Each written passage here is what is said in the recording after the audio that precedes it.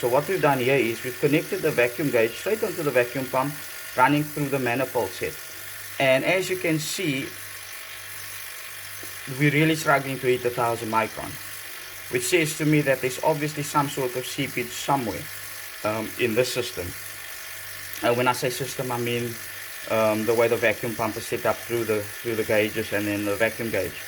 And I suspected that I was having an issue with the gauge manifold. I do know that a lot of the times your gauge manifold won't show a leak when it's under pressure, but in extremely low vacuum state, with all that negative pressure, it will very often seep very slightly. And from the results we're getting, this vacuum pump's been running for 30 minutes, and as you can see, she's getting nowhere near any type of decent vacuum level. And the vacuum pump is brand new. I've also just done an oil change, and she's been tested to go down to all the way down to 25 micron if I look at the vacuum pump's specs, which suggests to me, and I suspect, that the actual gauge manifold is leaking very slightly when it reaches very low vacuum conditions.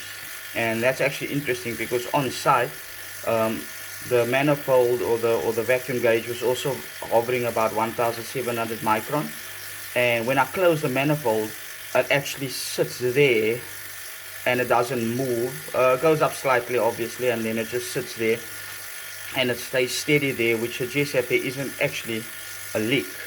But from this test, I suspect that the vacuum, not the vacuum gauge, but at least the gauge manifold seems to be seeping slightly through the Teflon seal when it reaches a certain degree of vacuum. It's a very easy way to test that, and we're about to do it now.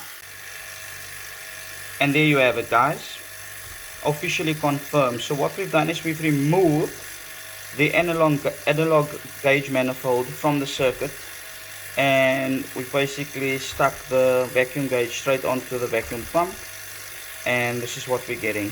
It took us about 10 seconds to get down to this 200, 300 micron. It took literally 10 seconds for us to get to that level. So I think that confirms it. The gauge manifold leaks during very low vacuum conditions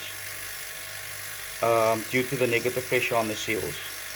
So yeah, guess we're not using the gauge manifold anymore during vacuums.